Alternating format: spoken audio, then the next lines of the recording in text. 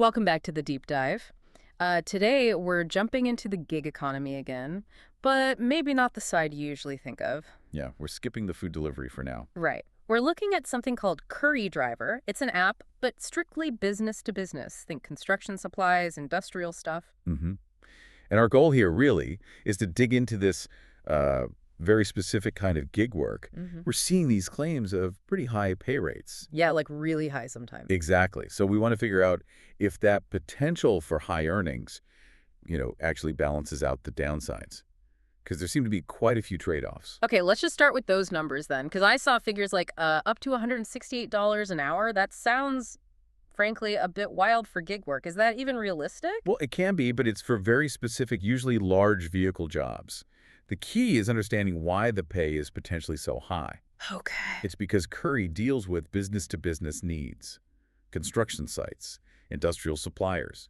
If they run out of something crucial, like, I don't know, copper pipes or a pallet of bricks, The whole job stopped. the whole job stops, exactly. Yeah. And that delay costs the client maybe thousands an hour. So the Curry driver isn't just delivering stuff, they're kind of saving the day, solving an urgent, expensive problem. Ah, okay. So the high rate isn't just for the driving, it's for solving that massive headache for the client. That makes more sense. Precisely. And that urgency pushes this sort of baseline rate up too. We're hearing figures around like $1.50 to $2 per mile generally, Which is still way above standard delivery apps. way above. And, structurally, it has the flexibility people look for. You set your schedule, you pick the jobs you want. They offer daily or even instant payout options, which is a big plus for many drivers. Right. And there's even talk of potentially getting dedicated accounts with certain clients, leading to more steady, predictable work. Okay, that all sounds really positive. Flexible, high potential pay, quick payouts. But it's always a but, isn't there? Where's the catch with these high rates? Absolutely. The catch is basically who this work is actually for. Hmm. It demands a lot, physically and financially. Physically, how so? Well, you're often not just driving. You might be loading and unloading some seriously heavy items. Sources talk about, equipment, full pallets of materials, big awkward bundles of stuff like rebar. Oh, wow. Okay, so this isn't just drop and go, it's actual physical labor. It can be, yeah. You need to be prepared for that. It requires a certain work ethic and physical readiness. Gotcha. And the financial side. That's the other big filter. You usually can't do this job with just any car. You typically need a larger vehicle. Think a pickup truck, a cargo van, maybe even a box truck for some of the really high-paying gigs. Right. And that means higher upfront costs, higher insurance. Higher insurance, definitely more gas, way more wear and tear on your vehicle.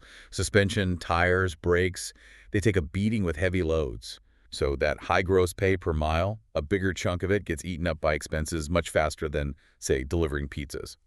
Okay, so vehicle requirements and the physical demands are huge hurdles. What about, like, job consistency? Is the work always there? That seems to be another issue. We see reports mentioning it can be pretty volatile.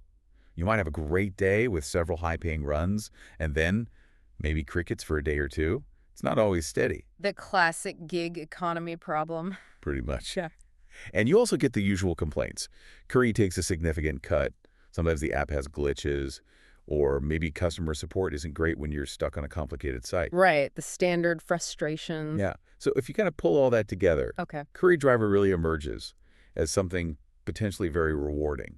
But for a narrow group, it's for someone who already has the right kind of large vehicle, who's good at managing those higher business expenses, tracking mileage, all that. And who's okay with or even expects the physical side of it. Exactly.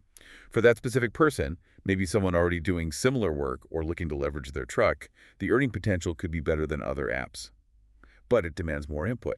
Simple as that. So it boils down to high potential reward, but only if you absorb significant physical demands and much higher operating costs yourself. It proves higher pay is possible in delivery, but maybe only when the driver takes on way more risk and effort. Seems that way. Which leaves us with a final thought for you listening. For those few who are equipped with the right truck and ready for the hard work and expense tracking, does that impressive gross rate truly lead to a better net profit than maybe running multiple standard apps? Or is a lot of that high rate just covering the extra costs and effort involved? What kind of worker really wins in this specific demanding niche? Something to think about.